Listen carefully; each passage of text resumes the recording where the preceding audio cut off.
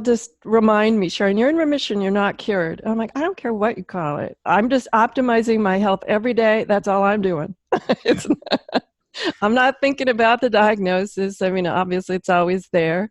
But let's talk a bit this idea of obviously it's always there. Besides how we talk about it, we've laughed before, but like, how do you deal with the new normal? Right. Well, part of that's the identity, right? Like we assume an identity when we get a diagnosis of a serious disease, and it becomes part of us, right? It's like it becomes a fabric of everyday life. It becomes, we have to change the way we eat, the way we take care of ourselves. Could be even smaller little details of our self-care because we have this condition, whether it's cancer or something else. And carry that forward past treatment when we're a survivor or a thriver or in remission. And it's a matter of like, how do we want to treat that identity? Do we want to treat it as the victim mode, or do we want to treat it as, this is part of me, it's part of my experience, but it's also, it's worked for me. It's given me something that I wouldn't have had if I hadn't had that experience. If I didn't go through that, it would not have gotten me to where I am now. And it's also an opportunity to really embrace and acknowledge how amazing our bodies are. Even though we may feel our body let us down, I know I did. I'm like, I've been eating great my whole life. I've been working out my whole life. Why is this happening? Why am I getting a stage 4 cancer diagnosis? And so one of the things that I forgot to do was acknowledge my body for the miracles that are going on 24/7. We're totally unaware of most of them.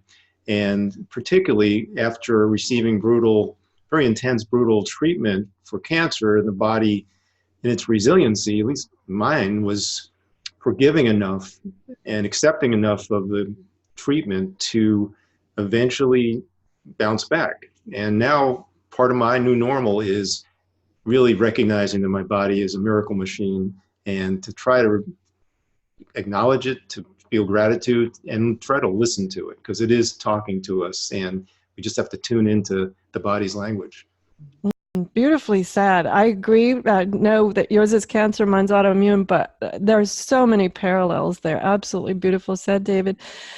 Let's take another look, though, Tamara, on the opposite side, as the caregiver, the person who's on the outside looking in.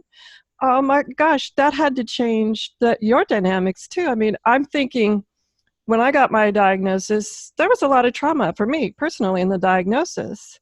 And then to acknowledge that my family and friends, there was trauma there too, that is less acknowledged than the person who's going through the healing process.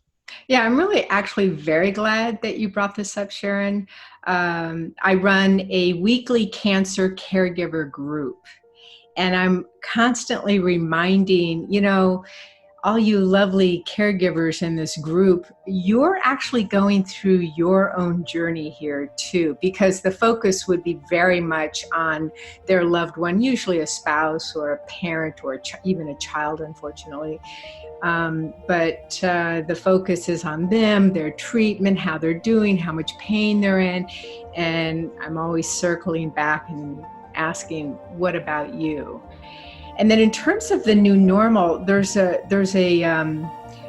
really interesting thing that happened for David and I. And part of our new normal really is just to experience so much more joy. I mean, we laugh so much more together as a married couple after 25 years than we did before the cancer diagnosis. So the new normal can actually be, pretty amazing and much more present and fun and uplifting. It's an opportunity, whether you're a patient, whether you're a caregiver, whether you're a survivor, thriver, it's an opportunity for self-growth and personal discovery or self-discovery.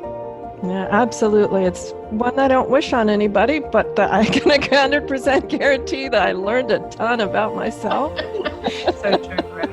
And I think those in my close by in my world probably would acknowledge they learned about a ton about themselves during this process too. The information provided on the Autoimmune Hour, Understanding Autoimmune, and Life Interrupted Radio, including the websites understandingautoimmune.com and lifeinterruptedradio.com, plus social media, is for educational purposes only. What you read, hear, and see on the Autoimmune Hour, Understanding Autoimmune, and Life Interrupted Radio, and its websites, and other media outlets is based on experience only. The information should never be used for any legal, diagnostic, or treatment purposes. Always seek sound legal, medical, and or professional advice regarding any problems, conditions, and any of the recommendations you see, hear, or read here on the Autoimmune Hour, Understanding Autoimmune, and Life Interrupted Radio.